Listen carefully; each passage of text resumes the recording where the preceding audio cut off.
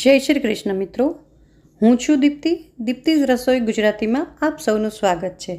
આજે આપણે બનાવીશું મહારાષ્ટ્રીયન રેસીપી. એમાં મેઇન 4 વસ્તુની જરૂર પડે છે: લસણ, મરચાં, મગફળીના બી અને કેરી. કેરી ઓપ્શનલ છે. અત્યારે કેરીની સિઝન છે એટલે આપણે કેરી નાખીશું. મરચાંના ટુકડા કરી લીધા છે મેં. મરચાં તમને તીખા ગમે તો આમાં તીખા જ હોય. અમે તીખું નથી ખાતા એટલે મેં મોળા મરચાં લીધા છે. કેરીની છાલ છોલી એના ટુકડા કરી લેશું. કાચી કેરી અત્યારે સિઝનમાં છે તો મિત્રો એકવાર આ ટ્રાય જરૂર કરજો. બહુ સરસ બને છે. ક્યારેક કોઈ શાક ન ભાવતા હોય તો રોટલી, પરાઠા, થેપલા કાંઈની પણ સાથે આ બહુ જ સરસ લાગે છે. ચટણી તો આપણે રેગ્યુલરમાં બનાવતા જ હોઈએ, પણ આ થોડુંક અલગ અને સરસ લાગે છે. અને જો તમને મારી આ રેસીપી ગમે તો પ્લીઝ લાઇક અને કમેન્ટ કરવાનું ચૂકતા નહીં. તમે બધા તો મારી રેસીપી રેગ્યુલર જુઓ છો, પણ જે લોકો નથી જોતા એની સાથે શેર જરૂર કરજો. હવે અહીંયા રેડી થઈ ગયું છે. હવે આપણે એક પેનમાં થોડું તેલ લઈ લેશું અને તેલ સરસ ગરમ થઈ જાય ત્યાં સુધી રાહ જોવાની છે. એના પછી એમાં નાખશું આપણે 1 ચમચી જીરું અને સાથે 1 ચપટી હિંગ નાખીશું. કેરીની સિઝન જતી રહે ને તો કેરી સિવાયના બાકી સેમ રેસીપીથી ઠેચા બને જ છે.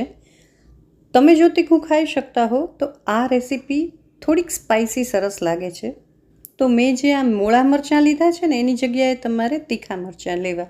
હવે લસણ, મરચાં અને શિંગદાણા બધી વસ્તુ આમાં નાખી અને 5 મિનિટ આપણે રોસ્ટ કરશું. બધાનો સહેજ કલર ચેન્જ થઈ જાય ત્યાં સુધી.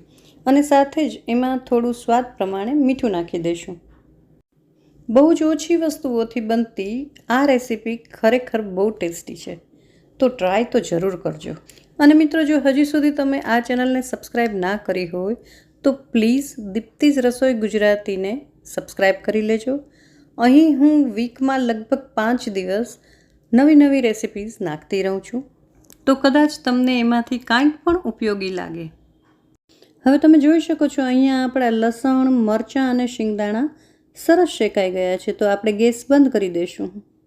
એને આપણે થોડું ઠંડુ થવા દેવાનું છે. ત્યાં સુધી મેં એક મિક્સરનો જાર લઈ લીધો છે અને એમાં આપણે સુધારેલા કેરીના કટકા નાખી દઈશું. થોડી કોથમીર મેં ધોઈને રાખી છે એ નાખી દઈશું. અને થોડું ઠંડુ થઈ ગયા પછી આપણે જે શેકીને રાખ્યા છે એ લસણ, શિંગદાણા અને મરચાં પણ એમાં એડ કરી દઈશું. ઓથેન્ટિકલી આ રેસીપી ખાંડીને બનાવવામાં આવે છે. ચટણી જેમ આપણે ખરલમાં ખાંડીએ એ રીતે, પણ હું મિક્સરમાં કરું છું. બહુ ઓછું છે એટલે ચોપરમાં પણ નહીં થાય, પણ મિક્સરમાં પલ્સ મોડ ઉપર કરશું, નહીં તો ચટણી બની જશે. આપણે તો ઠેચા બનાવીએ છીએ. અને એ આ રીતે જો અધકચરું જ પીસેલું હોય તો અહીંયા આપણા ઠેચાની રેસીપી રેડી છે. આપણે એને પ્લેટમાં નીકાળી લઈશું. આ ઠેચાને તમે રોટલી, થેપલા, પરાઠા, પૂરી, બ્રેડ, ભાખરી કાંઈની પણ સાથે ખાશો, મજા જ આવશે. ફરવા જઈએ ત્યારે થેપલા અને સૂકી ભાજી તો લઈ જ જઈએ છીએ. એકવાર ઠેચાને ટ્રાય કરજો, સાચે જ બહુ મજા આવશે. રેસીપી કેવી લાગી એ મને કમેન્ટ કરીને જરૂર જણાવશો. ગમી હોય તો please like and share. Thank you so much for watching my video.